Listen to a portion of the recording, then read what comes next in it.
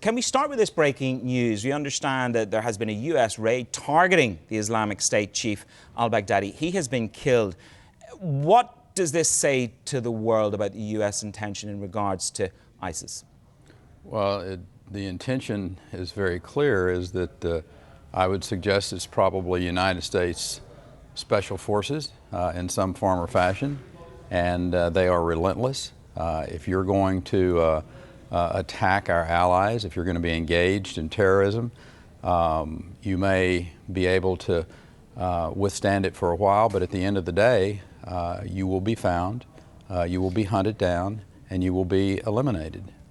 Is this also, obviously, the U.S. and Turkey at the moment have a rather sort of febrile peace between them at the moment? I think that's fair to describe it as that. Is this a warning shot to Erdogan about the power of what can come to pass if there is any breakage between the U.S. and Turkey?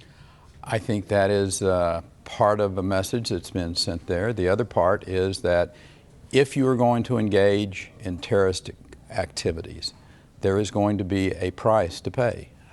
You can run, but you cannot hide for very long. Have you spoken to President Trump about his approach with Erdogan at the moment? I have not. You have not. Let's talk about part of the reason why you are in Dubai. I went to the news briefing yesterday. You talked about gas and you talked about security and you talked about AI. I want to focus in on the gas side. You talked about sending more gas to Saudi and to the UAE.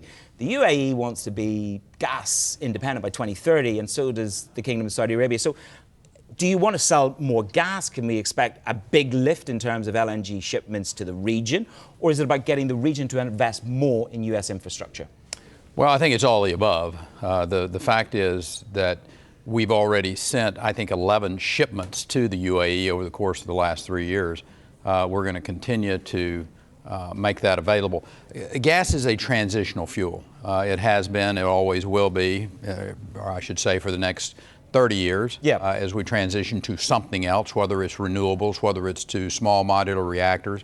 But all of those are on the table as well. The conversations that we had yesterday with the leadership in the Emirates was about LNG, but it was also about the concept of looking at small modular reactors. UAE is making some great progress in civil nuclear. They're building 4 major plants, but small modular reactors for some of the more rural areas may be an approach.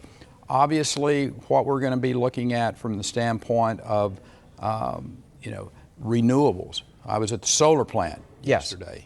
Fabulous facility out there that's developing and producing electricity at a very cheap rate. So this country's got, I think the all of the above strategy that they're using is the right one. Let's circle back to your home area, Shale in Texas. I looked at the Goldman Sachs report yesterday. They're saying oil output in Shale is going to drop by 30% next year.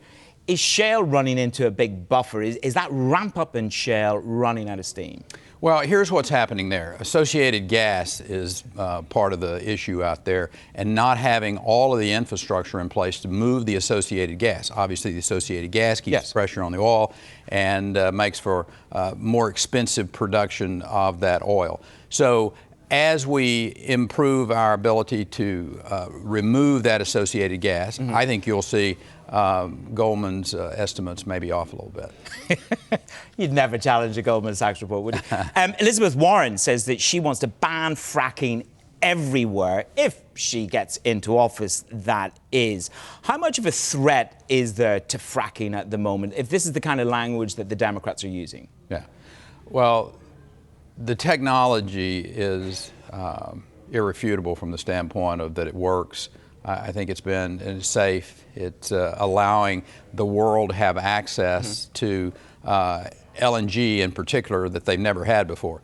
The message that I hear, I'm leaving politics aside, I'm just saying, here's the message I hear if I'm a European, if I'm someone in the Emirates, is that there is a group of individuals that are basically saying, we're not going to allow you access to a fuel that can free you potentially from other sources of gases that may have some strings attached. We're going to make your energy more expensive.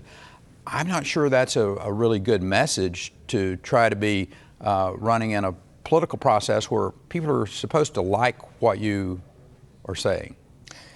In terms of the structure of the market in the US, we've had this major independence flourishing all the way across the shale business. Do you think consolidation is the next thing to help unblock some of the blockages you're talking about in terms of scale?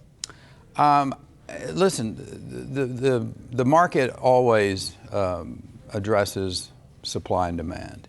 So there are going to be some. But do you think consolidation's part of that? I think it's been a part of it always. When you think about, you look back at previous cycles, consolidation always happens. It does. It's people say, oh my God, I can make all this money and do all these things, and they get in and then they go, well, maybe not as good as I thought I could.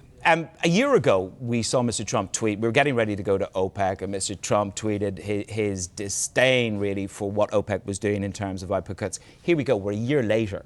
We're getting ready to go to OPEC again. Do you think we're just pushing against uphill because there's just so much American crude hitting the market?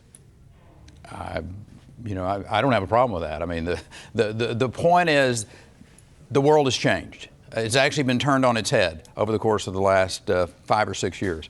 15 years ago, they told us we'd found all the oil and gas there was in the world. Yep. And now we are awash, if you will.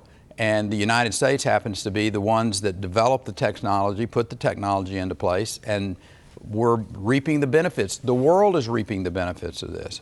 Cheap energy is a good thing for the world. Finding the right balance where those that produce it can make a go of it, and keeping it at prices that the consumer enjoys. If I look at the construct of OPEC, it's not the cartel that it was of the 1970s. General Barkindo, Secretary General Barkindo, says he's extended a formal invitation to the U.S. Is there at any level, can you envisage at any level the U.S. participating or co-joining with the OPEC Plus at any level? Not really. It's just, I don't think that's part of the future. It's not part of your DNA to get closer to the producers if you are up there in those leagues? Here's what I think. The U.S. by and large is a free market. They're based on a free market concept. Yeah. And joining forces with some other countries and saying we're going to control the price, that's a bit alien for most Americans. What about the Aramco IPO? I mean, it's a global event. It's been delayed. Yeah. It's been stalled. We're not quite sure. Maybe we'll find out a little bit more this week. We're both going to be traveling this week. How important is it for Saudi Arabia to get this IPO away from a global perspective? Well, let me speak from just an observer, not as someone who has any information that's nobody else has. Feel free to break news. The IPO is obviously important to the leadership of the country. They want to show their leadership. They want to show their future vision. We're going to spend next week over in the kingdom talking about the vision of the Crown Prince in particular, but the leadership of the country. And part of that, whether it's bringing manufacturing into the kingdom, they're going to have the infrastructure to make that become a reality. Yes. So the IPO is very important to that. How it's priced, what it's going to bring in, that's yet to be solidified yet. To do business with the kingdom and in the kingdom, you've got to believe that Capitol Hill has moved on from its backlash over Khashoggi. Do you get the sense that that backlash over the murder of Jamal Khashoggi has eased or dissipated?